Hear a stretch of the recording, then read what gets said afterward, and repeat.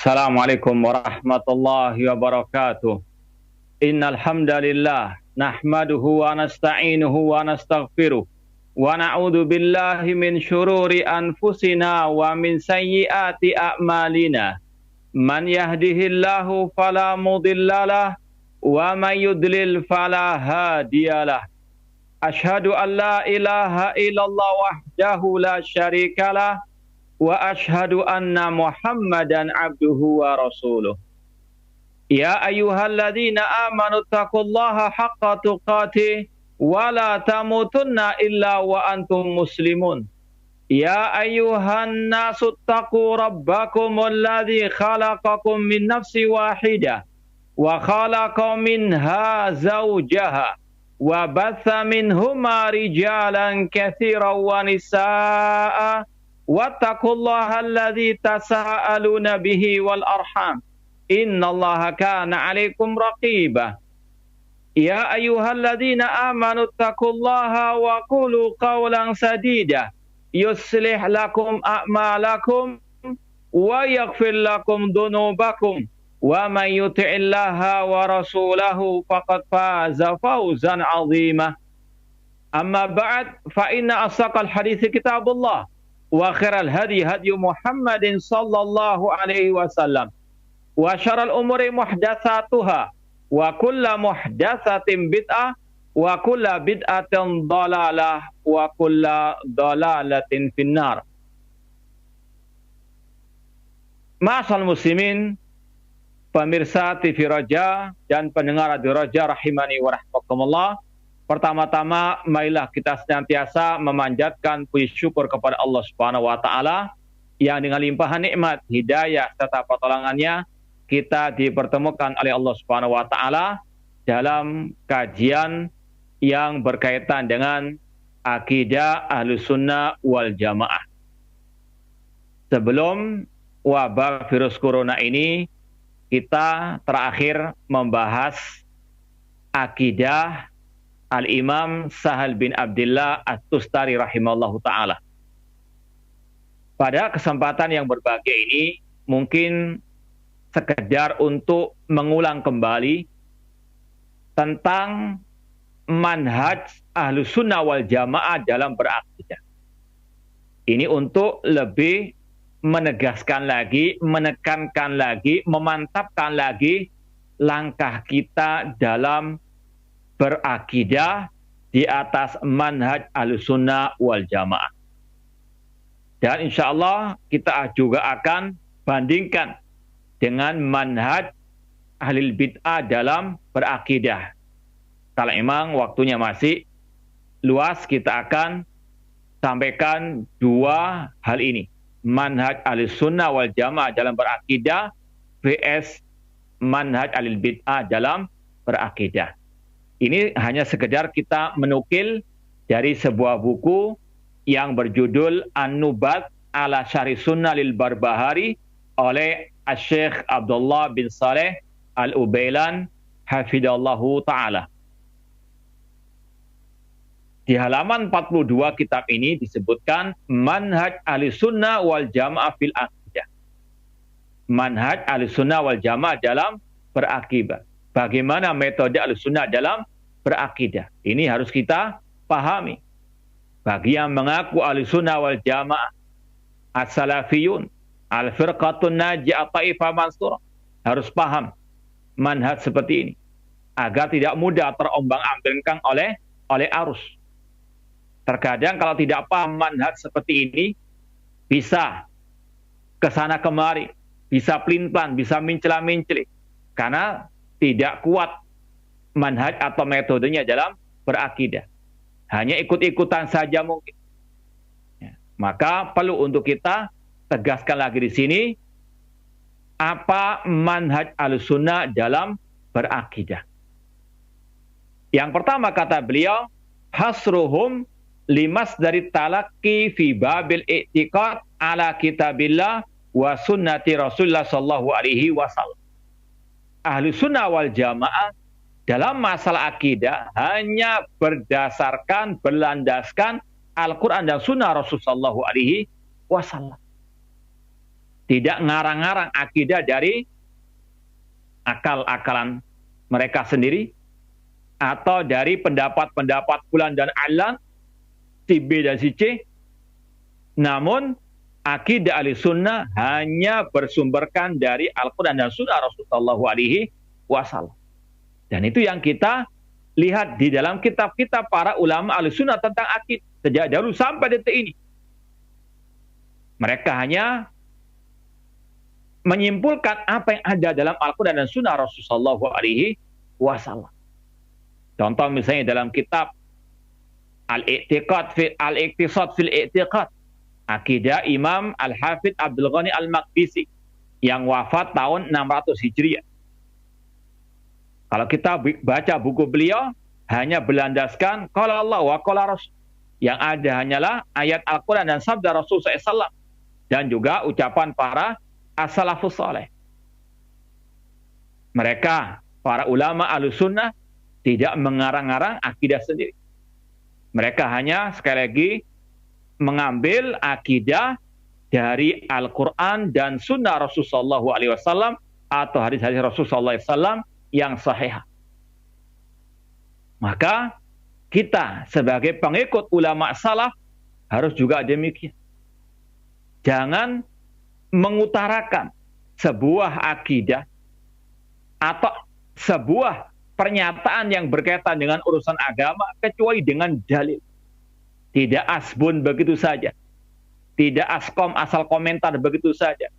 Ini ciri Ahlussunnah wal Jamaah, terutama dalam masalah al-aqidah.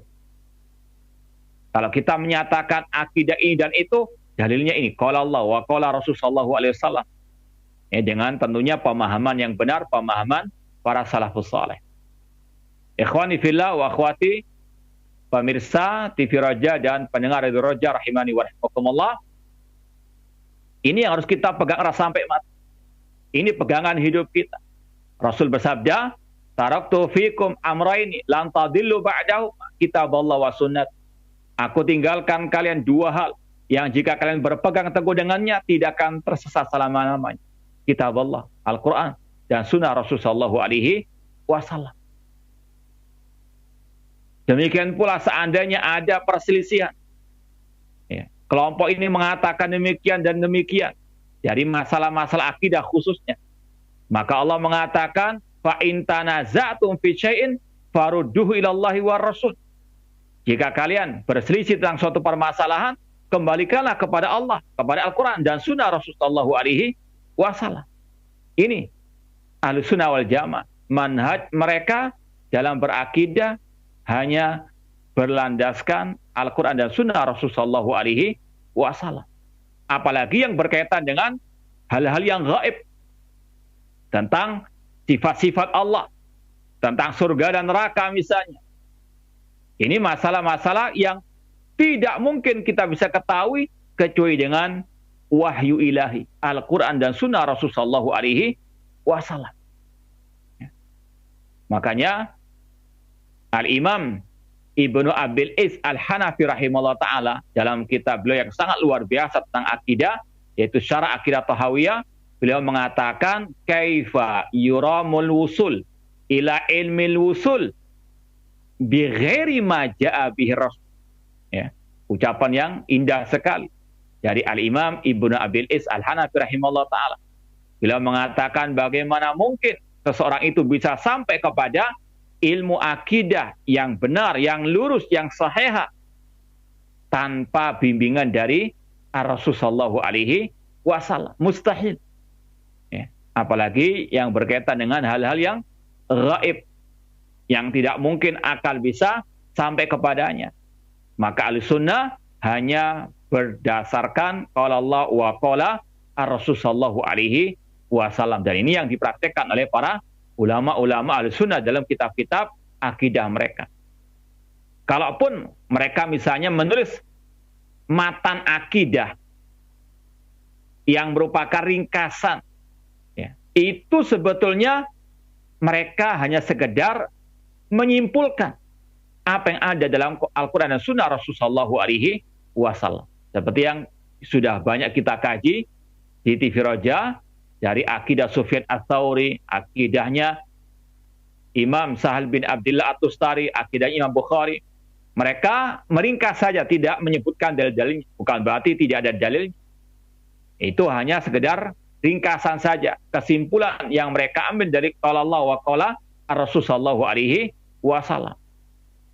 Dan itulah salah satu sebab mengapa akidah Ahlussunnah sejak zaman dahulu sampai detik ini sampai hari kiamat itu tetap satu. Sebagaimana kata Imam As-Sam'ani rahimahullah taala, mimma yadullu ala anna ahlul hadis hum ahlul haqqi annaka idza tala'ta kutubahum al-musannafa fil aqidah fawajadtaha ala tariqatin wahidah. Atau kama qala rahimahullah ta'ala. Imam As-Sam'ani rahimahullah mengatakan di antara yang menunjukkan bahwasanya ahlus sunnah, ahlul hadis, as-salafiyun, dakwah salafiyah atau Taifah Mansur al-Firqah Najiyah, mereka di atas kebenaran. Di antara buktinya kalau Anda membaca kitab-kitab akidah mereka, meskipun berbeda zamannya, berbeda negeri mereka, namun engkau mendapati akidah mereka satu metode, satu jalan. Ya. Contoh misalnya tentang masalah di mana Allah. Sepakat Ahlussunnah, ulama salah mengatakan Allah fis sama, atau Allah di atas aras, di atas langit. Ya. Demikian pula akidah Ahlussunnah tentang masalah haramnya mengkudeta pemimpin muslim. Ijma' Ahlussunnah wal Jamaah. Sebagaimana kata Imam An-Nawawi juga rahimahullah dalam Syarah Sahih Muslim. Kenapa demikian? Karena sumbernya hanya satu, qala Allah wa qala Ar-Rasul, wahyu dari Allah Subhanahu wa taala. Dan Allah berfirman, afala yatadabbarunal Qur'an walau kana min indi ghairillahi lawajadu fi ikhtilafan katsira. Tidakkah mereka mau mentadabburi Al-Qur'an? Seandainya Al-Qur'an bukan dari sisi Allah, mereka akan mendapati perselisihan, pertentangan yang banyak. Namun karena Al-Qur'an dari sisi Allah, hadis yang sahih dari sisi Allah, dari wahyu Allah Subhanahu wa taala, maka satu kesimpulannya. Ikhwani fillah wa akhwati, pemirsa TV Roja dan pendengar Radio Roja rahimani wa rahimakumullah. Ini manhaj Ahlussunnah wal Jamaah dalam akidah yang pertama. Yang kedua, kata Syekh Abdullah Al-Ubailan hafizallahu taala, di antara manhaj Ahlussunnah wal Jamaah dalam berakidah, ihtijajuhum bisunnati sahihah fil aqidah. Mereka Ahlussunnah wal Jamaah ketika berlandaskan, berdasarkan, berdalil dengan al-hadis, as-sunnah, hanya yang sahihah saja. Wala yufarriquna fi dzalik bainal mutawatir wal ahad. Tanpa membedakan mana itu hadis yang mutawatir, yang ahad. Yang penting hadisnya sahih, wajib diterima meskipun dalam masalah al-aqidah. Ini berbeda dengan ahli al-bidah. Mereka tidak mau menerima hadis ahad dalam masalah al-aqidah. Ini bid'ahnya mereka. Tidak pernah diajarkan Rasul ataupun para sahabat Rasul sallallahu alaihi wasallam. Maka sebaliknya, Rasul mengajarkan selama hadis itu sahih, meskipun ahad atau sedikit perawinya, wajib diterima. Contoh, kisah Mu'ad bin Jabal radhiyallahu anhu. Rasul SAW mengutus beliau sendirian ke negeri Yaman, seraya membawa al-aqidah. Ya Mu'ad, innaka ta'ti qauman ahla kitab, falyakun awwala ma tad'u ilaihi syahadatu an la ilaha illallah. Wahai Mu'ad, engkau akan mendatangi penduduk Yaman dari ahli kitab. Maka jadikan dakwamu pertama kali tentang kalimat tauhid la ilaha illallah, tentang akidah. Beliau membawa akidah sendirian. Seandainya hadis ahad yang sedikit perawinya itu atau periwayatannya itu tidak diterima dalam masalah akidah, ini naudzubillah min dzalik, menyalahkan Rasulullah sallallahu alaihi wasallam. Makanya kalau kita lihat dalam kitab-kitab akidah Ahlussunnah wal Jamaah tidak ada satu ulama pun dari ulama Ahlussunnah yang membedakan kalau hadis ahad hanya dalam masalah ahkam saja diterima, tapi dalam masalah akidah tidak diterima. Naudzubillah min dzalik. Ini sekali lagi kesesatan ahli bid'ah yang menolak hadis ahad dalam masalah al-aqidah. Demikian pula kalau kita lihat para imam-imam mazhab yang 4. Imam Syafi'i di antaranya. Tidak pernah beliau mengajarkan kalau hadis ahad dalam masalah akidah tidak boleh diterima. Tidak ada. Mereka semua sepakat yang penting hadis itu sahih dari Rasulullah SAW. Mereka apa? Terima. Mereka pakai dalam masalah akidah. Mereka pakai dalam masalah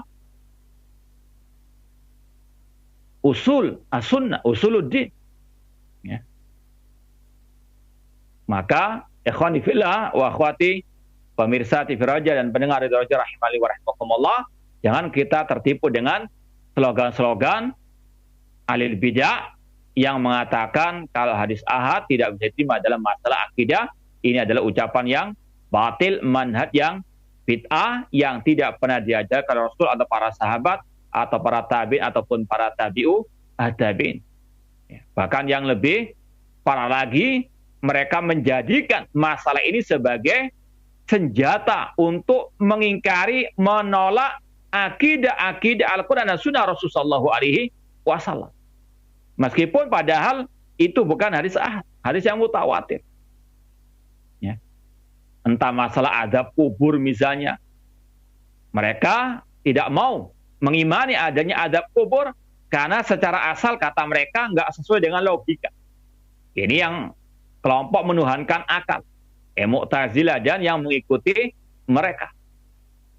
Mereka mengatakan bahwasanya azab kubur itu tidak masuk akal. Kemudian mereka cari-cari senjata dengan mengatakan hadis-hadisnya itu ahad, dan hadis ahad tidak bisa diterima dalam masalah akidah. Ini sekali lagi bid'ahnya mereka, penyimpangannya mereka, kesesatan mereka. Kalaupun kita katakan ya sudah tidak ada hadisnya, misalnya, atau tidak ada hadis yang mutawatir misalnya, cukup ayat Al-Quran tentang adanya adab kubur. An-naru yu'raduna 'alaiha ghuduwan wa 'ashiyya wa yauma taqumu sa'atu adkhilu 'ala fir'aun asyaddal adab. Api ditampakkan kepada Fir'aun pagi dan petang hari. Ya. Ini kata Imam Ibnu Katsir rahimahullah ta'ala dalam tafsir beliau tentang ayat ini, hadil ayat aslun kabirun li ahli sunnah wal jamaah fil istidlal ala isbati adabil qabr fil barzakh. Bahwasanya ayat ini sebagai dalil terbesar ahli sunnah wal jamaah dalam menetapkan azab kubur di alam barzakh. Namun itulah sekali lagi ahli bid'ah, mereka cari-cari senjata untuk membenarkan kesesatan-kesesatan mereka, diantaranya dengan mengatakan hadis ahad tidak bisa diterima dalam masalah al-aqidah. Kemudian mereka mengingkari akidah yang sahihah dengan alasan hadisnya hadis ahad. Padahal kalau diteliti lagi, hadis-hadis tersebut mutawatir. Namun sekali lagi hati-hati. Ketika ulama membagi ini hadis ahad, hadis mutawatir, kalau ringkasnya ini banyak periwayatannya, ini sedikit periwayatannya, ini bukan untuk membedakan masalah akidah dan ahkam. Ya. Sekali lagi yang membedakannya untuk diterima atau tidak hadis ahad dalam masalah akidah, ini sekali lagi adalah pembedaan yang tidak ada dasarnya, tidak ada petunjuknya dari Al-Quran dan Sunnah ataupun dari para salafu as-saleh. Dan Allah mengatakan wa ma atakum rasulu fakhudhu wa ma nahakum anhu fantahu. Apa yang diajarkan Rasul maka ambil. Yang penting hadisnya sahih, ambil. Dalam akidah, dalam masalah ahkam. Ya. Maka ikhwani fillah wa akhwati rahmani wa rahmatullah, hati-hati dengan propaganda, slogan-slogan dari orang-orang yang mereka jauh dari akidah Ahlussunnah wal Jamaah. Kemudian kata Syekh, wa ma warada fi kutubihim minal ahadits allati fiha maqalun fala yuriduna halit ta'sil. Kalaupun ada dalam kitab-kitab ulama ahli sunnah tentang akidah ada hadis-hadis yang dipermasalahkan atau hadis yang dhaif, yang tidak sahih, maka mereka cantumkan itu bukan untuk dalil utama, itu dalil sampingan saja. Ya. Contoh misalnya juga tadi dalam kitab atau mungkin kitab Al-Ibana As-Sughra karangan Imam Ibnu Battah Al-Ubay rahimahullah ta'ala. Terkadang beliau menyampaikan dulu hadis-hadis yang sahih. Kemudian ada sebagian setelahnya hadis-hadis yang tidak sahih. Ya. Itu beliau sampaikan sekedar untuk sampingan saja. Yang utamanya itu yang sahih. Ya. Kemudian kata Syekh lagi, wa inna malil istisnas. Wa inna malil istisnas kama annahum yuridunaha bi asanidiha. Ya, terlebih lagi terkadang mereka juga mencantumkan hadis yang lemah tersebut beserta sanadnya, jalan periwayatannya. Tapi juga kita contohkan tadi Ibana ya, Al-Kubra karangan Imam Ibnu Battah juga. Ya, di situ disebutkan sanad-sanadnya.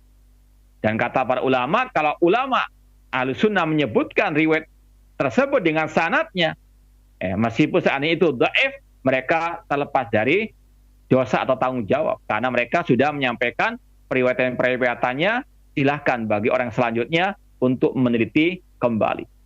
Ya. Intinya sekali lagi secara asal Ahlussunnah tidak berdalil dengan hadis kecuali yang sahih. Ya. Entah itu hadis ahad atau mutawatir, itu tidak dibedakan entah dalam masalah ahkam ataupun dalam masalah al-aqidah. Berbeda dengan ahlul bid'ah, mereka mengatakan hadis ahad itu boleh diterima dalam masalah hukum-hukum syariat, namun dalam akidah tidak boleh diterima. Ini sekali lagi ucapan yang bid'ah. Poin yang ketiga, manhaj Ahlussunnah wal Jamaah fahmuhum linnusus mabniun ala fahmi sahabah wa manukila anhum. Pemahaman mereka terhadap nas Al-Quran dan Sunnah Rasul SAW itu berdasarkan pemahaman para sahabat. Atau yang dinukil dari para sahabat Ar-Rasul Sallallahu Alaihi Wasallam. Inilah Ahlussunnah wal Jamaah, tidak ngarang-ngarang mazhab sendiri, tidak ngarang akidah sendiri, tidak ngarang ajaran agama sendiri. Mereka hanya berlandaskan berdasarkan qala Allah wa qala Rasul wa qala sahabah wa qala tabi'un wa qala tabi'ut tabi'in. Sebagaimana kata para ulama ahli ilmu, ma qala Allah wa qala Rasul wa qala sahabah. Namanya ilmu agama itu adalah firman Allah, sabda Rasul, dan ucapan para sahabat Rasul Sallallahu Alaihi Wasallam. Dan ini adalah perintah Allah, perintah Rasul untuk kita berpegang hanya dengan Al-Quran dan Sunnah, dengan pemahaman para sahabat, terutama dalam masalah al-aqidah. Kalau kita lihat dalam ayat-ayat Al-Quran, Allah banyak memerintahkan kita mengikuti jejak para sahabat Rasul SAW. Wasabiqunal awwalun minal muhajirin wal ansar walladzina taba'hum bi ihsan radhiyallahu anhum wa radu'an. Orang-orang pertama lagi terdahulu dari kalangan muhajirin dan kaum al-ansar, dan orang-orang yang mengikuti mereka, mengikuti siapa? Para sahabat Rasul, kaum muhajirin, kaum al-ansar. Maka Allah ridha kepada mereka, mereka ridha kepada Allah. Ini perintah Allah untuk kita mengikuti para sahabat Rasul Sallallahu Alaihi Wasallam. Dalilnya sangat banyak sekali. Rasul mengatakan, alaikum bisunnati wa sunnatil khulafa'ir rasyidin mahdiyin. Peganglah sunnahku dan sunnah para khulafa'ir rasyidin, Abu Bakar, Umar, Utsman, Ali, dan para sahabat Rasulullah radhiyallahu anhum jami'an. Demikian pula Rasul mengatakan ketika terjadi perpecahan umat, yang selamat cuma satu, yaitu ma'an alaihi wa ashab, yang mengikuti aku dan para sahabatku. Ini manhaj Ahlussunnah wal Jamaah dalam beragama, terutama dalam masalah akidah, hanya mengikuti qala Allah wa qala Rasul wa qala as-sahabah. Contoh misalnya tentang masalah tauhid asma wa sifat. Kalau kita perhatikan, tidak ada para sahabat satupun yang mentakwil sifat-sifat Allah Subhanahu wa taala. Tidak ada yang mengatakan tangan Allah artinya al-qudrah.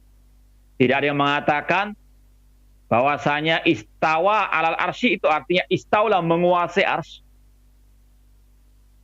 Karena mereka paham tidak boleh mentakwil menyelewengkan makna ayat-ayat tentang sifat ya tanpa bimbingan dari Rasul sallallahu alaihi wasallam.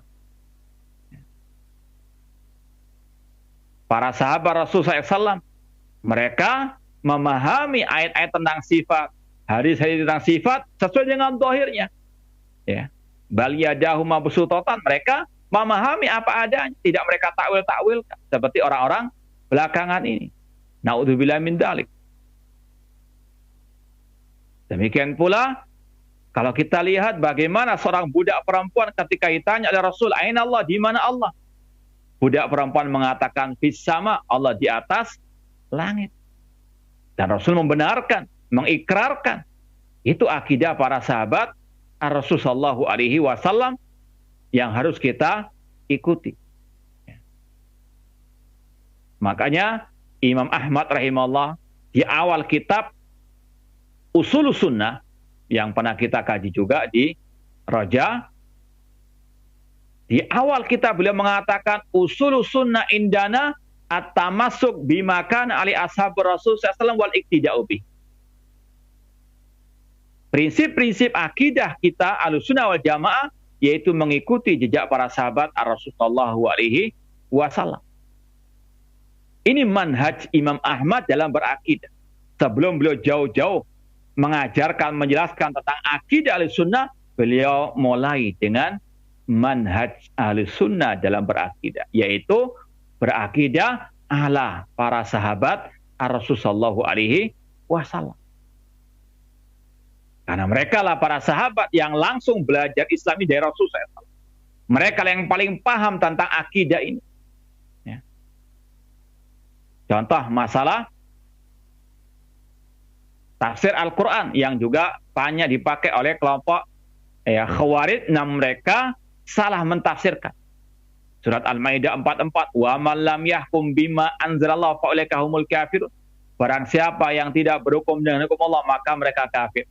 Kelompok Khawarij, kelompok teroris atau yang semisal dengan mereka langsung menvonis pemimpin yang nggak berhukum dengan hukum Allah kafir, murtad, halal darahnya. Adapun Ahlussunnah wal Jamaah as-salafiyun, mereka mengikuti tafsir pemahaman para sahabat, di antaranya Abdullah bin Abbas radhiyallahu anhu tentang ayat tersebut. Abdullah bin Abbas mengatakan tentang surat Al-Maidah 44, kufrun la yanqulu anil millah, kekafiran yang tidak mengeluarkan dari al-Islam. Atau kufrun na kufrin, kufur kecil. Ini bedanya Ahlussunnah dengan ahlul bidah. Mereka memahami nas-nas ayat Al-Quran dan hadis Rasulullah SAW sesuai dengan pemahaman para sahabat. Contoh misalnya yang lain, masalah akidah, masalah tabarruk. Ya. Dahulu para sahabat tabarruk dengan keringatnya Rasul, dengan air ludahnya Rasul sallallahu alaihi wasallam. Itu hak, itu betul. Ya. Namun setelah meninggalnya Rasul sallallahu alaihi wasallam, tidak ada sahabat yang tabaruk dengan keringatnya Abu Bakar As-Siddiq atau dengan air minumnya Abu Bakar As-Siddiq. Tidak ada. Padahal Abu Bakar As-Siddiq manusia termulia setelah Rasul sallallahu alaihi wasallam. Sahabat yang paling mulia yaitu Abu Bakar As-Siddiq. Dari sinilah pemahaman para sahabat kita ketahui. Tabaruk dengan tadi jasadnya manusia hanya kepada Rasul sallallahu alaihi wasallam. Ini pemahaman para sahabat Rasul sallallahu alaihi wasallam.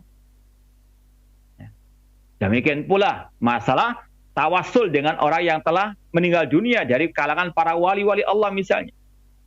Dulu para sahabat ketika Rasul masih hidup, para sahabat datang kepada Rasul minta didoakan Rasul. Seperti kisah seorang Arab Badui yang datang ketika Rasul khutbah Jumat minta didoakan agar diturunkan hujan karena kampung halamannya ditimpa paceklik. Rasul doakan. Ya. Tapi tidak ada riwayat yang sahihah setelah meninggalnya Rasul mereka datang ke kuburan Rasul SAW. Entah tawasul ataupun tabaruk. Tidak ada. Yang ada pemahaman para sahabat yaitu mereka tawasul dengan doa orang yang saleh yang masih hidup, bukan yang telah mati. Seperti yang dilakukan oleh Al-Khalifah Rasyid Umar bin Khattab radhiyallahu anhu. Ketika paceklik di zaman kekhalifahan beliau Beliau mendatangi Al-Abbas bin Abdul Muttalib radhiyallahu anhu, pamannya Rasul yang masih hidup pada waktu itu. Seandainya tawassul dengan yang telah mati boleh, Umar bin Khattab tidak akan mungkin meninggalkan Rasul SAW yang merupakan manusia yang paling beliau cintai. Ya. Inilah sekali lagi dalam masalah berakidah, Ahlussunnah wal Jamaah berpegang teguh dengan Al-Quran dan Sunnah Rasul dengan pemahaman para sahabat Rasul Shallallahu Alaihi Wasallam. Contoh yang lain misalnya masalah menyikapi pemimpin kaum muslimin. Ya. Tidak boleh mencaci maki, mencela pemimpin kaum muslimin. Yang penting dia pemimpin muslim. Ya. Tidak harus yang adil. Kalau kita lihat ucapan Anas bin Malik radhiyallahu anhu, beliau mengatakan nahana kubarauna min ashabi Rasul sallallahu alaihi wasallam. Para senior-senior, pembesar-pembesar para sahabat Rasul SAW, mereka melarang kami dengan beberapa larangan. Apa saja larangan tersebut? La tasubbu umara'ah wa la taghushuh. Kata para sahabat atau pembesar para sahabat Rasulullah SAW, mereka mengatakan la tasubbu umarakum. Jangan kalian mencaci maki pemimpin kalian, pemimpin kaum muslimin. Ini akidahnya para sahabat Rasulullah SAW. Ketika kita melakukan ini semuanya, yaitu tidak mencela pemimpin dalam rangka mengikuti jejak para sahabat Rasulullah Shallallahu Alaihi Wasallam. Demikian pula menasihati pemimpin dengan rahasia, empat mata, berduaan, tidak di hadapan umum, juga mengikuti jejak para sahabat Rasulullah Shallallahu Alaihi Wasallam. Seperti kejadian Usama, ketika dikatakan oleh sebagian orang, kenapa engkau nggak menasihati Utsman? Maka Usama mengatakan bahwasanya aku telah menasihati antara dia dengan diriku. Empat mata aku telah menasihati. Aku tidak mau membuka pintu-pintu kejelekan. Kalau aku nasihati di hadapan umum. Ini sekali lagi Ahlussunnah dalam berakidah mengikuti pemahaman para sahabat Rasul Shallallahu Alaihi Wasallam. Tidak ngarang-ngarang pemahaman sendiri. Kemudian poin yang keempat, at-taslimu bima ja'a bihi al-wahyu ma'a i'ta'il aqal daurahu al-haqiqi. Tunduk patuh kepada wahyu Al-Quran dan Sunnah Rasulullah SAW dengan memberikan akal ruangnya, haknya. Ahlussunnah wal Jamaah menggabungkan antara an-naql wal akal. Ahlussunnah wal Jamaah tidak menanggalkan, menolak akal 100%, tidak. Namun juga tidak melebih-lebihkannya. Ahlussunnah senantiasa pertengahan dalam segala hal. Dalam masalah akal, Ahlussunnah wal Jamaah pertengahan. Antara kelompok liberal yang menuhankan akal dengan kelompok yang menanggalkan akal seperti orang-orang musyrikin, para penyembah kuburan keramat misalnya. Orang-orang liberal mengatakan akal ini segala-galanya, semua harus timbang dengan akal. Padahal akal manusia terbatas. Seperti mata, telinga, tenaga kita manusia ini semua terbatas. Mata kita nggak mungkin bisa melihat jarak yang sangat jauh atau sesuatu yang paling kecil. Ya. Maka tidak boleh menjadikan akal sebagai timbangan segala-galanya. Apalagi yang berkaitan dengan sifat-sifat Allah yang gaib.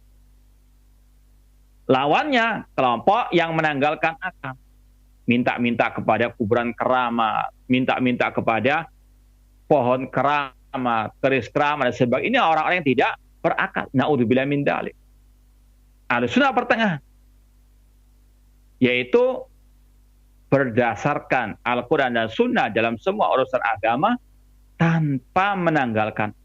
Akal dipakai untuk mensupport, mendukung Al-Quran dan Sunnah Rasulullah SAW. Makanya kalau kita lihat ulama Ahlussunnah ketika menjelaskan permasalahan akidah, mereka terkadang membawakan dalil nakli, kemudian dalil al-akal. Ya. Setelah dalil an-nakal, kemudian dalil al-akal. Maka ikhwani fillah wa akhwati rahimani wa rahimakumullah, Ahlussunnah wasatun, sebagaimana kata Syekhul Islam, baina al-firaq. Kama anal Islam wasatun baina al-milal. Syekhul Islam Ibnu Taimiyah rahimahullah mengatakan dalam kitab beliau Al-Aqidah Al-Wasithiyah, Ahlussunnah itu pertengahan di antara semua kelompok-kelompok sesat, sebagaimana Islam pertengahan di antara semua agama-agama yang kafir. Kemudian yang kelima, di antara manhaj Ahlussunnah wal Jamaah dalam berakidah, kata beliau, adamul khawdi fi ilmil kalam wal falsafah. Tidak mendalami atau mempelajari ilmu kalam wal falsafah. Apa itu ilmu kalam? Ilmu yang digunakan untuk menetapkan akidah hanya berlandaskan akal semata. Itu namanya ilmu kalam. Yang kita singgung tadi, ajarannya kelompok Al-Mu'tazilah yang menuhankan. Ketika Allah berfirman misalnya, Ar-Rahman 'alal 'arsy istawa. Allah istawa. Kata ulama tabi'in yang bernama Mujahid Abul Aliyah ala wartafa. Istawa artinya Allah tinggi di atas al-arsy. Ini pemahaman para sahabat, para tabi'in tentang istiwa. Allah di atas arsy, selangit, bukan di mana-mana. Atau Allah tidak di langit, tidak di bumi. Na'udzubillah min dzalik. Allah fis sama, Allah 'alal 'arsy istawa. Ahlul kalam atau ahlul bid'ah, mereka mengatakan, wah, kalau dikatakan Allah itu tinggi di atas langit, berarti Allah butuh kepada langit. Oh, berarti maknanya bukan tinggi namun menguasai. Ini orang-orang ahlul kalam menetapkan akidah berlandaskan akal semata. Padahal jelas-jelas 6 ayat Al-Quran Allah mengatakan Ar-Rahman 'alal 'arsy istawa. Tidak ada kata satupun istaula. Yang ada istawa, dan itu sekali lagi ditafsirkan oleh ulama tabi'in ala wartafa, Allah tinggi di atas al-arsy. Ini pemahaman para sahabat Ar-Rasul sallallahu alaihi wasallam. Tidak pakai akal-akalan.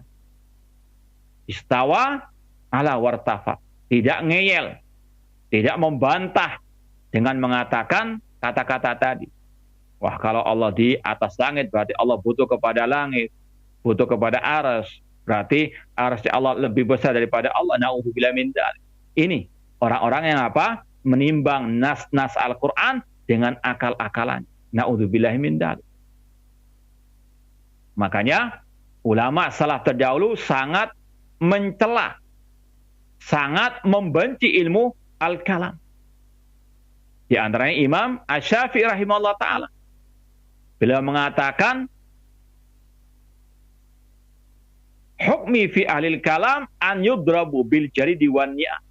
Sanksi yang aku berikan kepada ahlul kalam yaitu dipukul dengan pelepah kurma, dengan terompa, wa yutafu bihim fil asyari wal qabail. Kemudian dikarak di kampung-kampung, di desa-desa, seraya dikatakan hada jazaa'u man tarakal kitab wa sunnah wa aqbala ala ilmil kalam. Inilah balasan bagi orang-orang yang meninggalkan Al-Quran dan Sunnah dan dia mengikuti ilmu kalam. Demikian pula kalau tidak salah kata Abu Yusuf, muridnya Imam Abu Hanifah rahimahullah ta'ala, beliau mengatakan al-ilmu bil kalam huwal jahlu, wal jahlu bil kalam huwal ilmu. Orang yang tidak tahu ilmu kalam itu adalah ilmu. Sedangkan mengetahui ilmu kalam itu adalah kejahilan, kebodohan. Ya. Maka jauhi ahli al-kalam dan juga ilmi al-kalam. Sangat berbahaya. Dan ciri al-kalam kata para ulama suka mencela-menceli, pelin-pelan. Karena apa? Dia akan membandingkan akalnya dengan akal si fulan. Kalau akalnya kalah kuat, maka dia pindah kepada akal si fulan yang lainnya. Demikian seterusnya. Nggak ada ketetapan, tidak ada konsisten dalam masalah akidah. Dan ini yang diutarakan oleh Syekhul Islam Ibnu Taimiyah rahimahullah dalam kitab beliau Majmu' Fatawa. Beliau mengatakan bahwasanya wabil jumlah anna ashabal hadis hum ala sabat wal istiqrar adaf ma inda ilm ahli kalam. Bahwasanya konsistensi, ketetapan, keistiqomahan ahli sunnah wal jamaah al hadis itu berlipat ganda dibandingkan ahli kalam yang mereka mudabdabut, pelin-pelan, mencela-mencela. Naudzubillah min dzalik. Ini salah satu sebab mengapa orang-orang itu mencela-mencela, karena apa? Tidak mengikuti manhaj ahli sunnah wal jamaah dalam berakidah, namun mengikuti manhaj ahli al-kalam. Naudzubillah min dzalik. Kemudian yang keenam, al-jam'u bainan nusus fil mas'alatil wahidah. Ahli sunnah wal jamaah itu mengkompromikan nas-nas yang ada dalam ayat Al-Quran, hadis Rasul SAW, ya, dalam permasalahan yang sama, satu permasalahan. Mungkin ada sebagian orang yang mengira ada kontradiksi misalnya dalam suatu ayat atau dalam beberapa ayat misalnya. Ahlussunnah mengkompromikan, menjamakkan. Karena Ahlussunnah punya keyakinan tidak mungkin ada ayat bertentangan dengan ayat. Tidak mungkin ayat bertentangan dengan hadis yang sahih. Tidak mungkin hadis yang sahih bertentangan dengan hadis sahih yang lain. Karena semua dari Allah, seperti yang kita sampaikan tadi ayatnya, afala yatadabbarul Qur'an walau kana min indi ghairillahi lawajadu fi ikhtilafan katsir. Seandainya mereka atau tidaklah mereka mentadabburi Al-Qur'an, seandainya Al-Qur'an bukan dari sisi Allah, mereka akan mendapati pertentangan yang banyak. Mungkin contoh ya, ada 3 ayat yang kelihatannya kontradiksi, bertentangan. Ayat tentang masalah yang mencabut nyawa manusia. Ada ayat yang berbunyi Allahu yatawaffal anfusa hina mautiha. Allah yang mencabut jiwa ketika kematiannya. Allah sebagai subjeknya. Pak, Allah yatawaffal anfusa hina mautiha. Ayat yang kedua mengatakan kul yatawaffakum malakul maut. Katakanlah yang mewafatkan kalian adalah malaikat maut. Subjeknya berbeda. Yang pertama disebut Allah. Yang kedua disebut malaikat maut. Yang ketiga ada ayat berbunyi tawafat rusuluna. Yang mewafatkan adalah para malaikat-malaikat kami. Ya. Kelihatannya kontradiksi. Kok ayat yang ini menyebut subjeknya adalah Allah. Yang kedua malakul maut. Yang ketiga para malaikat-malaikat. Ahlussunnah mengatakan yang pertama tadi kaidahnya tidak mungkin ada ayat bertentangan dengan ayat. Tidak mungkin ayat bertentangan dengan hadis yang sahih. Bagaimana cara mengkompromikannya? Maka ulama mengatakan tentang 3 ayat tadi bahwasanya ayat yang pertama Allah yatawaffal anfusa hina mautiha. Allah yang mewafatkan jiwa ketika kematian. Itu kematian dinisbatkan ya, yang mencabut nyawa itu adalah Allah karena Allah wal amir, Allah yang memerintah. Maka tidak masalah dinisbatkan kepada Allah. Kemudian yang kedua ayat mengatakan yang mewafatkan adalah malakul maut, malaikat pencabut nyawa. Karena dia yang langsung mencabut nyawa tersebut dengan perintah dari Allah. Kemudian yang ketiga yang mewafatkan adalah para malaikat-malaikat. Kalau kita lihat dalam hadis Bara' bin Azib yang panjang lebar tentang perjalanan roh. Setelah dicabut oleh malakul maut, maka roh tersebut akan diserahkan kepada para malaikat-malaikat. Maka tidak ada kontradiksi, ada tadi cara menjamakkan. Contoh yang lain, contoh yang lain. Hadis tentang masalah pemimpin kaum muslimin. Dalam hadis yang sahih Rasul mengatakan al-a'immatu fi Quraisy. Pemimpin harus dari bangsa Quraisy.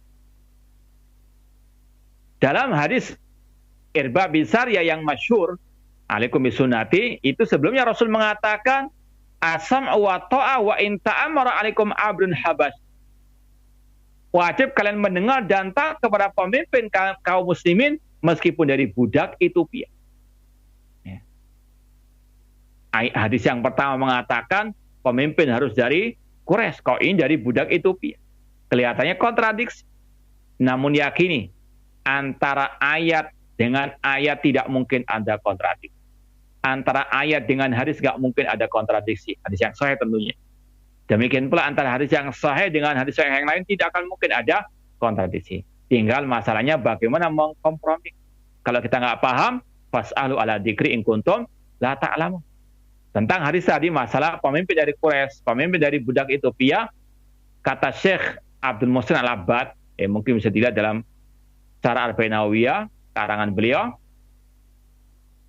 cara mengkompromikannya di antaranya bahwasanya yang dimaksud dengan imam dari Quraisy itu kalau khalifah.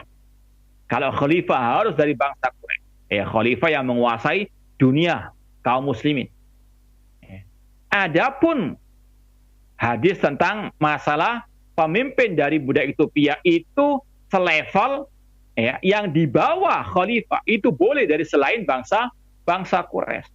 Entah presiden atau raja. Tidak harus dari bangsa Quraisy. Yang harus dari bangsa Quraisy itu kalau khalifah yang menguasai negeri-negeri kaum muslimin. Atau hadis tentang pemimpin dari budak Ethiopia itu sekedar litakid, menguatkan kewajiban mendengar dan taat kepada pemimpin kaum muslim. Untuk apa litakid? Meskipun seandainya itu tidak terjadi. Tidak terjadi adanya khalifah dari bangsa Ethiopia tadi, atau budak itu Ethiopia. Itu sekali litakid saja. Sebagaimana Allah mengatakan, Qul in kana lirrahmani waladun fa ana awwalul abidin. Katakan Nabi Muhammad, seandainya Allah itu punya anak, aku yaitu Nabi Muhammad tetap akan beribadah kepada Allah. Seandainya. Ini untuk apa? Menegaskan kewajiban beribadah kepada Allah. Meskipun seandainya. Qul in kana lirrahmani waladun fa ana awwalul abid. Ini juga demikian, sekadar menegaskan. Meskipun mungkin tidak terjadi adanya pemimpin khalifah dari budak itu. Cuma ini ditakid menegaskan kewajiban mendengar dan taat kepada pemimpin kaum muslimin. Atau juga ada beberapa cara menjamakkan yang lainnya. Taib ikhwani fillah wa akhwati rahimani wa rahmatullah, itu 6 poin dari manhaj Ahlussunnah wal Jamaah dalam masalah al-aqidah. Sekarang lawannya. Manhaj ahlul bid'ah dalam berdalil. Kita tahu tadi manhaj yang benar dalam berdalil dalam masalah akidah yang dipegang erat oleh Ahlussunnah wal Jamaah. Ini sebaliknya, manhajul istidlal inda ahli al bid'ah. Tentunya ini lawannya. Setelah kita tahu yang hak, kita tahu yang batil untuk kita jauhi, untuk lebih memantapkan langkah kita dalam berakidah. Yang pertama, ada muhasil istidlal ala dalil syar'i hatta fil aqaid. Mereka tidak hanya berdalil dengan ayat atau hadis dalam berakidah, namun yastadilluna bil mantiq wal falsafah wa yusammunaha al aqliyat kama yastadilluna bil hikayat wal asatir wa mala aslalahu wa bil ahadisil mawdu'a wal athar maktuba wa ara'i rijal fid din wa ma yusamma bil kashf wa dhaw. Alil bid'ah, sumber akidah mereka itu banyak. Yang paling utama tentunya bukan Al-Quran dan Sunnah. Kalau mereka pakai ayat atau hadis itu sekedar sampingan. Dasar utamanya kalau ada akal, ya perasaan, atau dongeng-dongeng zaman dahulu kala, warisan nenek moyang, atau hadis-hadis yang maudhu, yang palsu, atau yang dhaifah, atau pendapat fulan dan alan, si B dan si C. Itu sumber akidah mereka, bukan dari Al-Quran dan Sunnah Rasulullah SAW. Kalaupun mereka pakai ayat, pakai hadis, itu sampingan. Setelah berakidah baru berdalil. Kalau ahli sunnah tidak, berdalil dulu baru berakidah. Belajar ayat, belajar hadis, baru mereka apa? Berakidah, berkeyakinan. Al-ilmu qabla al-qawli wal amal. Sebagaimana kata Imam Bukhari, ilmu sebelum kita berucap, sebelum kita beramal. Itu ahli sunnah wal jamaah. Ahli bid'ah tidak. Ngomong dulu, beramal dulu, berkeyakinan dulu, ketika dibantah baru mungkin korek-korek dalil. Dan tidak mungkin mereka dapat dalil yang tepat. Cuma yaitu digatuk-gatukkan. Ya. Ilmu cocokologi. Ya. Seperti misalnya mereka mengatakan Allah di mana-mana. Berkeyakinan dulu, kemudian cari dalil. Apa dalilnya? Wa huwa ma'akum aina makum. Di mana saja kalian, Allah bersama kalian, di mana saja kalian berada. Kata mereka ini dalil Allah di mana-mana. Dijawab oleh Ahlussunnah wal Jamaah. Ayat itu berkaitan dengan ilmunya Allah. Surat Al-Hadid ayat yang keempat. Redaksinya Allah bersamakan yaitu dengan ilmunya. Ini bukan takwil sebagaimana ahli bid'ah. Ini adalah redaksi ayat yang mengatakan yang bersama hamba adalah ilmunya Allah Subhanahu wa taala. Huwallazi khalaqas samawati wal arda fi sittati ayyamin tsumma stawal arsy. Ya'lamu ma yaliju fil ardi wa ma yakhruju minha wa ma yanzilu minas samai wa ma ya'ruju fiha wa huwa ma'akum aina ma kuntum wallahu bima ta'maluna basir. Redaksi ayat itu berkaitan dengan ilmunya Allah, bukan zatnya Allah. Zatnya Allah ada di atas al-arsy. Nah. Kemudian yang kedua, la yura'una qawaid istidlal al-mu'tabara inda al-sunnah fayattabi'una al-mutasyabih. Ahlul bid'ah suka ayat-ayat yang mutasyabih, yang samar-samar. Ini yang Allah telah jelaskan dalam surat Ali Imran, fa ammal ladina fi qulubihim zayghun fayattabi'una ma tasyabaha minhu ibtigha'al fitnati wa ibtigha'at ta'wili. Adapun orang-orang yang hatinya ada penyimpangan, maka mereka cari ayat-ayat yang mutasyabihat untuk mereka bisa takwilkan sesuai dengan hawa nafsu mereka dan untuk mereka mencari fitnahnya. Ya. Contoh misalnya orang-orang yang menyembah kuburan keramat atau wali-wali yang telah mati. Ayatnya jelas.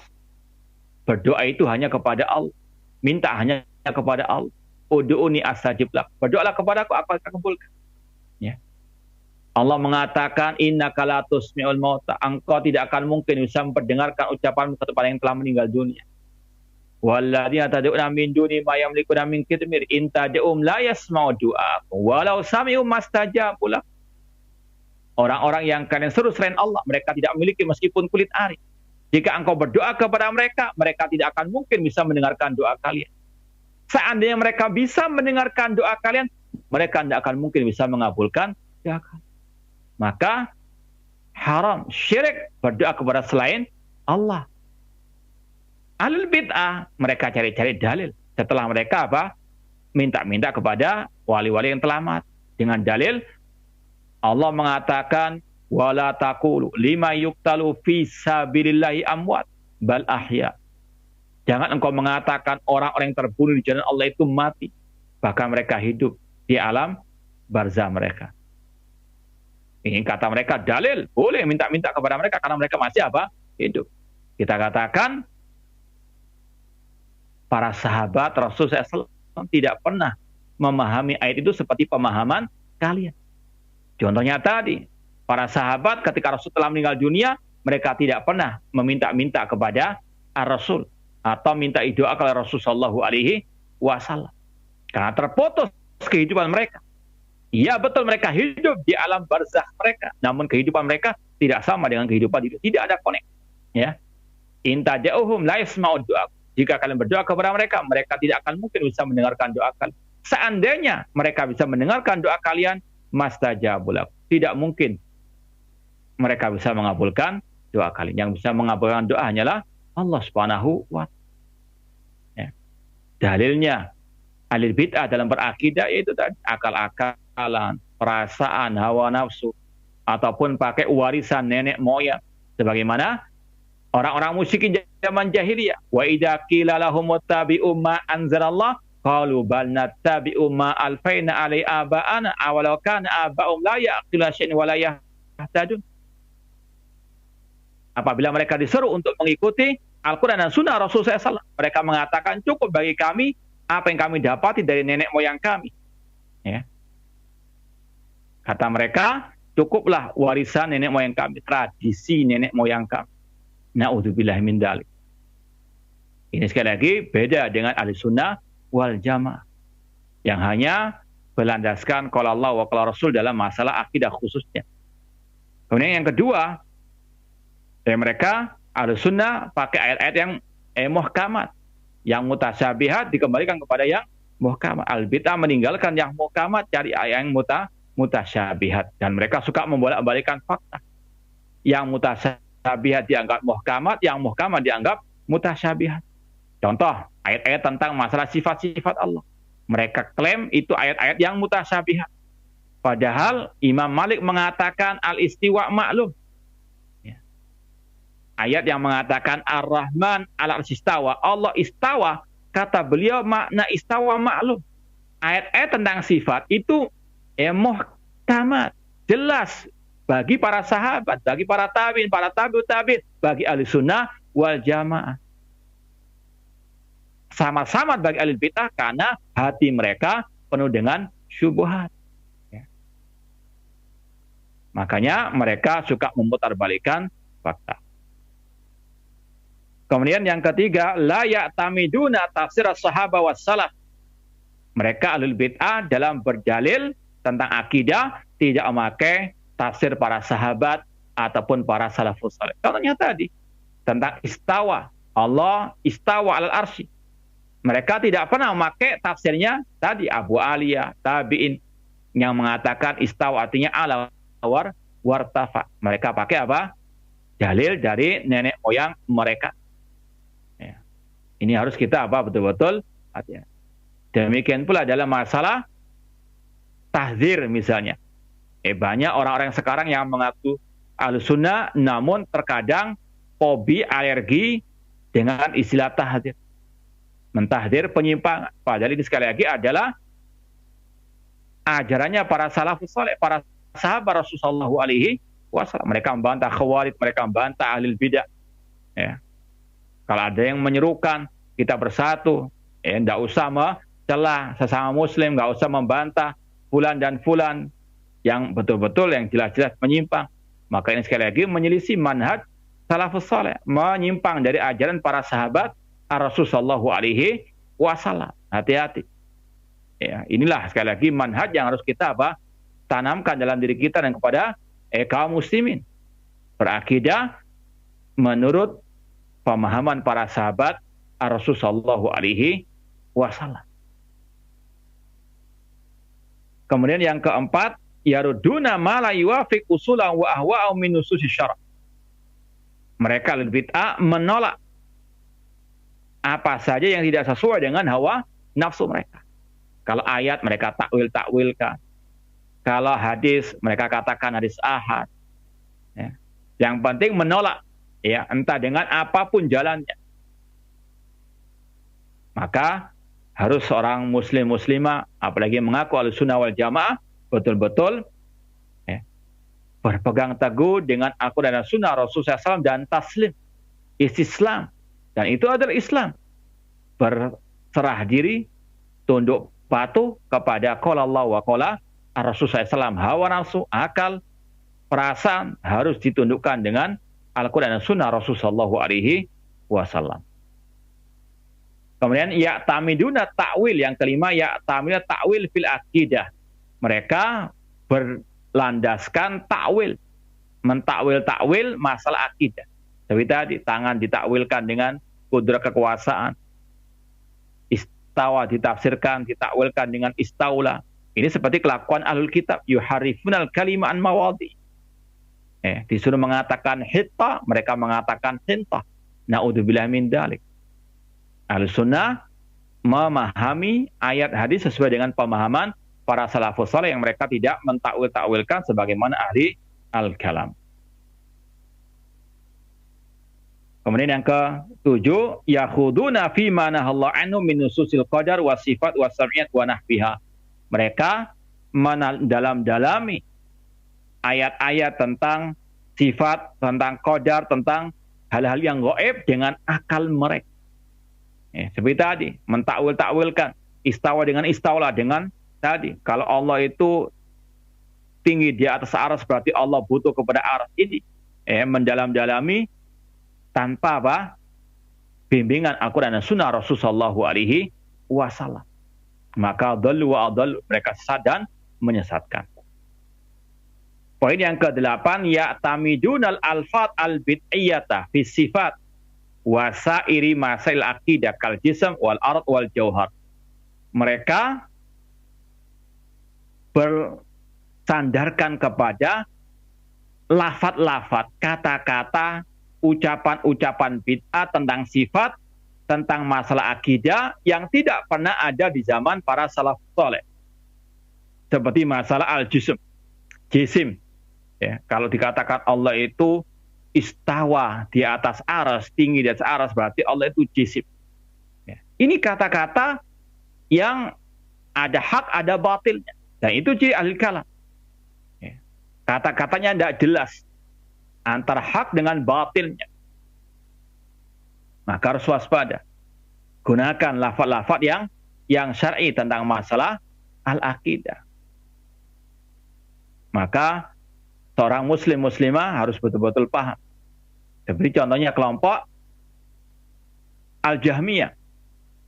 Ketika mereka pertama kali mengatakan Al-Quran makhluk, Ahlussunnah pun rame-rame menyerang mereka, mentahdir, membantah mereka. Mereka pun mencari jalan yang licin, yang licik, ya, dengan mengatakan bacaan Al-Quranku adalah makhluk.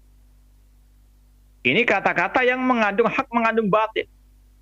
Maka Ahlussunnah cerdas, tahu ini adalah kelicikan kelompok Jahmiyah yang ingin mengatakan Al-Quran makhluk cuma pakai gaya bahasa yang halus. Imam Ahmad mengatakan man qala lafzi bil Quran makhluk fahuwa Jahmi. Barang siapa mengatakan bacaan Al-Quran itu makhluk, maka dia pengikut kelompok Jahmiyah. Wa man qala ghairu makhluk fahuwa mubtadi. Barang siapa mengatakan bacaan Al-Quran itu bukan makhluk, maka dia alil bid'ah. Ditutup rapat-rapat oleh Imam Ahmad lafaz-lafaz yang bid'ah tersebut.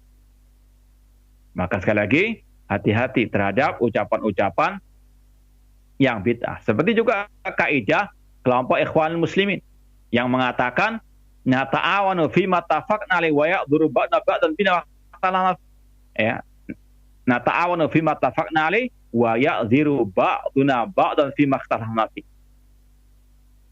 Kita tolong-menolong dalam hal yang kita sepakati, namun kita saling toleransi, memberikan udzur dalam hal yang kita perselisihkan. Kata para ulama, nanti bisa dilihat dalam kitab yang sangat luar biasa, Zajul Mutahawin Bidaral Qa'idah At-Ta'awun wal Ma'adirah, kalangan Syekh Hamad bin Ibrahim Al-Utsman, yang telah direkomendasi oleh Syekh Abdul Muhsin Abbad, dimeraja oleh Syekh Saleh bin Fauzan. Ini buku yang khusus membantah kaidah bid'ah ala Ikhwanul Muslimin tersebut. Ya. Di situ kata para ulama, kaidah itu ada dua bagiannya. Bagian yang pertama, kita tolong menolong dalam hal yang kita sepakati, ini tidak ada masalah, benar. Yang kedua, ini yang batil. Ini ciri al-bid'ah.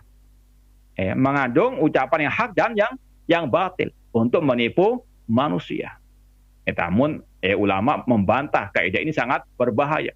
Alhamdulillah sudah pernah kita sampaikan di kajian-kajian kita juga. Yang ke-9, yakum manhajum alal mira' wal khusumat wal jidal bil batil. Manhaj mereka tegak di atas debat kusir, atau mendebat ayat-ayat atau hadis-hadis Rasulullah SAW. Tidak mau sami'na wa sadaqna kepada Al-Quran dan Sunnah Rasulullah SAW. Suka mendebat hal-hal yang sudah jelas di dalam Al-Quran dan Sunnah Rasulullah SAW. Seperti tadi, jelas Allah mengatakan Ar-Rahman al-Istawa. Ayat hadis tentang Allah di atas langit sangat banyak. Bahkan kata Ibnu Qayyim ada 2000 dalil tentang Allah di atas langit. Begitu terang benderangnya, namun tetap didebat, tetap dibantah oleh ahli bidah. Ini ciri ahli al-bidah, ngeyel. Nah, kemudian laisa lahum inaya bil isnad li ta'wilihim alal ahwa wa ara'ir rijal wal wadi' wa ma la asalahu. Mereka tidak ada perhatian kepada penelitian hadis sahih atau dhaif, dengan penelitian yang ilmiah tentunya. Karena dalil agama, ajaran akidah mereka hawa nafsu atau akal pikir, tidak memperhatikan qala Allah wa qala Rasulullah SAW. Yang ke-11 yang terakhir, yatawahamuna ta'arud bainal aql wan nusus. Mereka mengklaim adanya kontradiksi antara akal dengan nas-nas Al-Qur'anul Karim. Seperti tadi, kata mereka, wah, kalau dikatakan Allah itu tinggi di atas arsy, ini nggak masuk akal. Ya. Maka kita katakan sebetulnya masuk akal kalau akalnya sehat. Ya. Ini seperti orang yang sakit, kata para ulama, dikasih makan apapun rasanya pahit. Bukan makanannya yang pahit, namun dia yang sakit. Ya. Maka demikianlah ahlul bidah, mereka suka mempertentangkan antara nas dengan akal. Padahal akal yang sehat tidak akan mungkin bertentangan dengan nas yang sahih. Yaitu bedanya manhaj ahlus sunnah atau sebagian dari beda ahlus sunnah dalam bermanhaj dengan al-bid'ah dalam bermanhaj, khususnya dalam masalah al-aqidah. Wallahu ta'ala alam. Semoga apa yang kita sampaikan bermanfaat dan semoga bisa menguatkan akidah dan manhaj kita sampai akhir hayat kita nanti. Wallahu ta'ala. Tafadhol.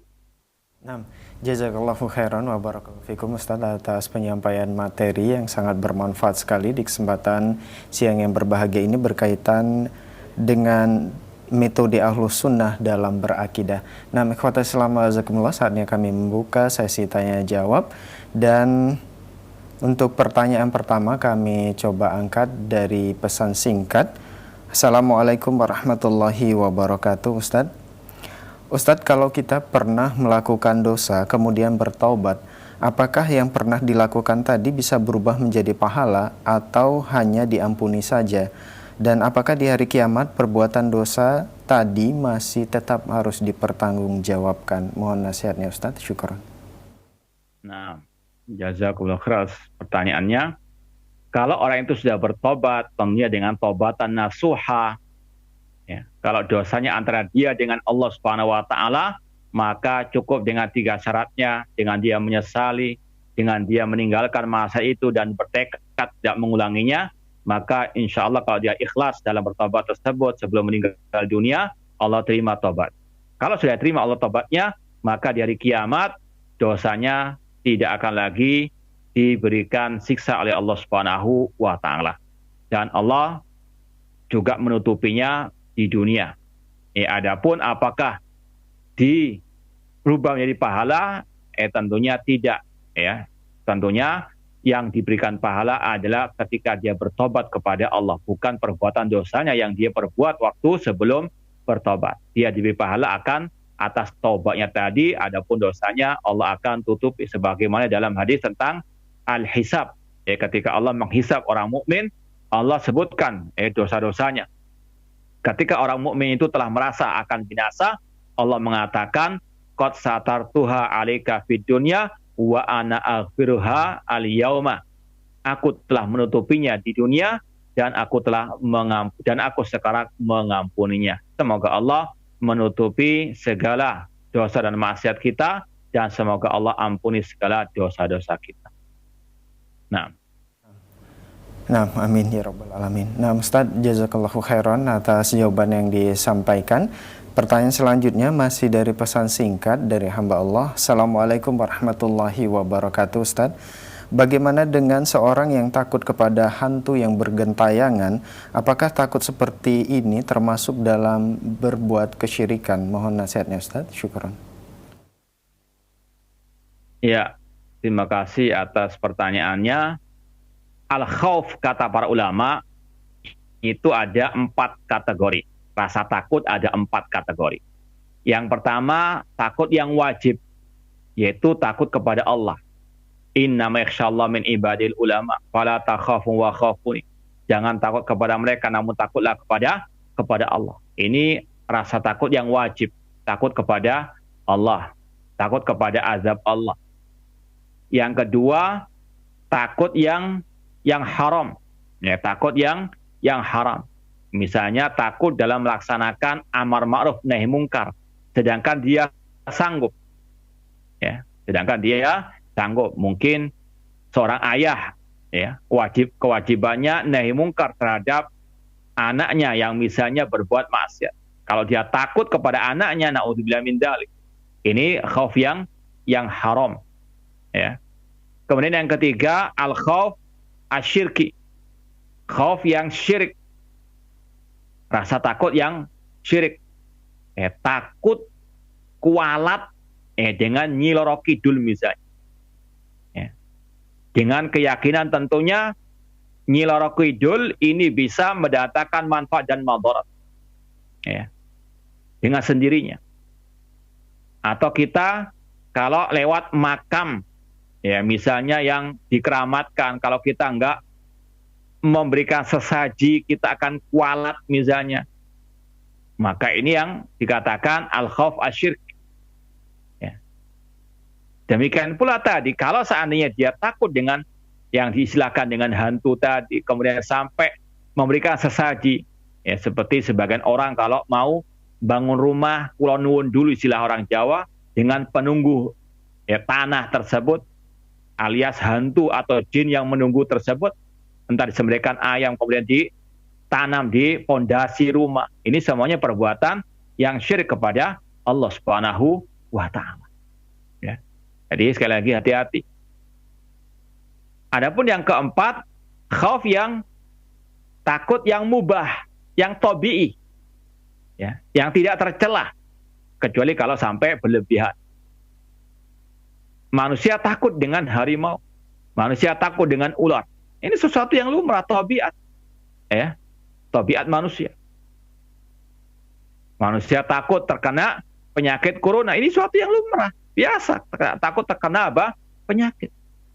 Maka sekali lagi ada 4 kategori tadi tentang masalah al-khauf. Wallahu ta'ala alam. Nah, jazakallahu khairan wa barakallahu fikum Ustaz atas jawaban yang telah disampaikan.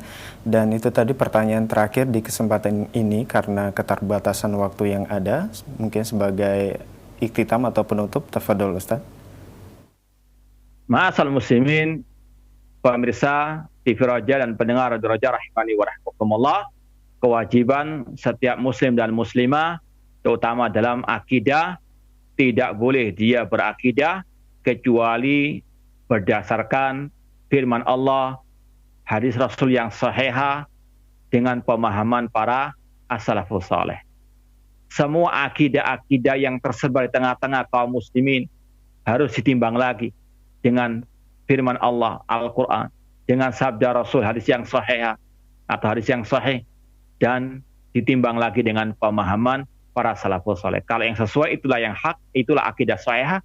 Sedangkan yang menyelisihi Al-Quran dan Sunnah, menyelisihi pemahaman para sahabat, itulah akidah yang batilah. Dan umat Islam tidak akan jaya, tidak akan mulia selama mereka di atas akidah yang fasidah, yang batilah. Akidah sahih itu salah satu pondasi kemenangan umat, kejayaan umat. Maka mari kita luruskan akidah kita dengan kembali kepada Al-Quran dan Sunnah dengan pemahaman para as-salafus saleh. Semoga Allah Subhanahu wa Ta'ala senantiasa memberikan taufik hidayah kepada kita semuanya untuk berpegang teguh dengan akidah yang sahihah, akidah yang benar, akidah yang lurus, akidahnya Al-Quran, akidahnya Rasul, akidah para sahabat, para salafus saleh, dan semoga Allah Subhanahu wa Ta'ala mengumpulkan kita bersama Rasul dan para sahabatnya di surga kelak. Wallahu ta'ala alam. Aqulu qouli hadza wa akhiru da'wana anil hamdulillahirabbil alamin. Wassalamualaikum warahmatullahi wabarakatuh.